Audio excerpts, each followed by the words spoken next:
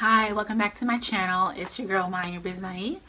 And today I want to talk about why you have to lose your feelings and boss up. Now, this is something that was always cringy for me to hear this type of phrase, but normally you hear it in the way of, don't catch feelings, catch flights, which is also true. But I'm gonna tell you why I think that this way of lose your feelings and boss up is way more important than catching flights, right? Because I feel like you need to operate this way in most situations, and I'm gonna name three that I have had to deal with. Okay, first one, at work. Okay, now I learned a long time ago you're not supposed to move at work with emotion, but move off facts. Now, with me being a female in a work center, I've been around a handful, a lot of females that like to use tears to get their way instead of using their work ethic, their productivity.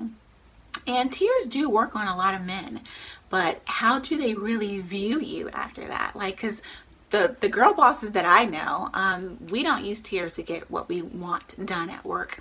We use motivation, we use hard work, and we use the facts. I'm not saying that you can't have a breakdown at work, that you can't cry in a closet or cry in a bathroom or cry somewhere else, but don't cry to try to get your way.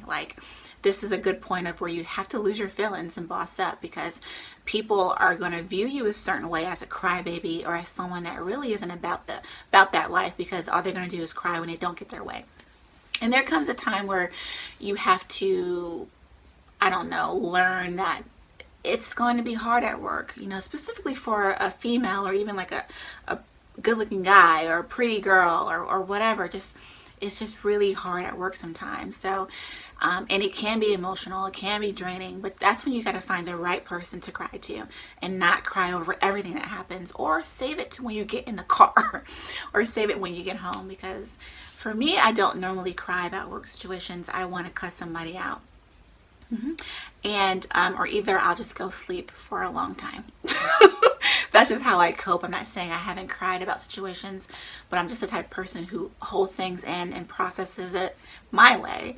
And if I'm crying about it, it's the last resort. And usually when I'm crying about it, it's because I have no idea what to do next. Or either I need to cry about it because it's just so hard to handle. But I'm never going to do that at work. You will never catch me at work doing that. So lose your feelings and boss up. Next, love relationships. Now, this is supposed to be a space where you're supposed to be safe. You're supposed to really be able to show your feelings to your loved ones, but this is actually the space where you will get hurt the most. People in the work center can hurt you, but when you are vulnerable with somebody, your love relationships, whether that's your family, your sisters, your brothers, your mother, your father, your significant other, or best friends, this is where I feel like you get hurt the most, right? So sometimes you have to be cagey with your feelings and hold on to them before you feel comfortable or safe enough to share it, right? And there's nothing wrong with going into a new relationship and diving head first and wanting to be open. But the thing is, you have to gauge if that other person is open just as much as you are. And 9 times out of 10, they aren't. 9 times out of 10, they're holding back to see what you're going to show. And sometimes in relationships, you got to have one person that's giving and one person that's taking. But it's also best when you have two two givers instead of two takers, right? So it's ebbs and flows in relationships, but also you just have to, like I said, you have to gauge this man or this woman that you're hopping into this relationship with. So this is something I had to learn, because when I went ahead in and had gave them blind trust, blind faith, I realized they weren't doing the same to me. And then once we had conversations, it was like, you don't trust anybody, right? And the thing is, when you hop into a relationship with somebody, finally, like for me, finally, it's kind of like I'm ready to give this person my all. I'm ready to give my best and put my best foot forward. But then you find out this person's holding back. So in this situation, it's going to be best for you not to lose your feelings completely, but to hold them back until you really know that you're in a safe space. And then lastly, which to me is the most important, when it comes to your goals. Life is very hard, and a lot of people are not going to hand things to you. They're not going to give you a lot of things. There's some people that will hand things to you and give it to you, but only after they see that they're trying to get something from you, right? Not everyone works that way, but a lot of people want a give and take relationship.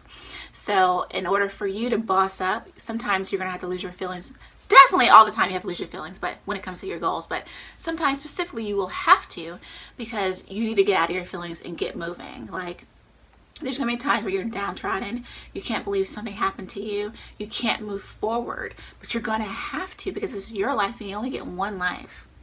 You don't get to, right? So when it comes to, you got to make your own plan, write out the vision and make it plain. You got to action it. No one else can do this for you. So if you're, in a depressive state, you're in a mood where you are not being productive, you haven't lost your feelings. And the thing is, I respect those states, because those states can come and go, and you have to be strong enough to get yourself out of it sometimes, which is another version of losing your feelings, right? And bossing up. So there's many ways to do this. There's many reasons to do this, but for me, all in all, it needs to be done. I'm not saying I'm a heartless person. Some people do believe it, that I am, but it's just like, why am I showing my emotions to you when I don't know you?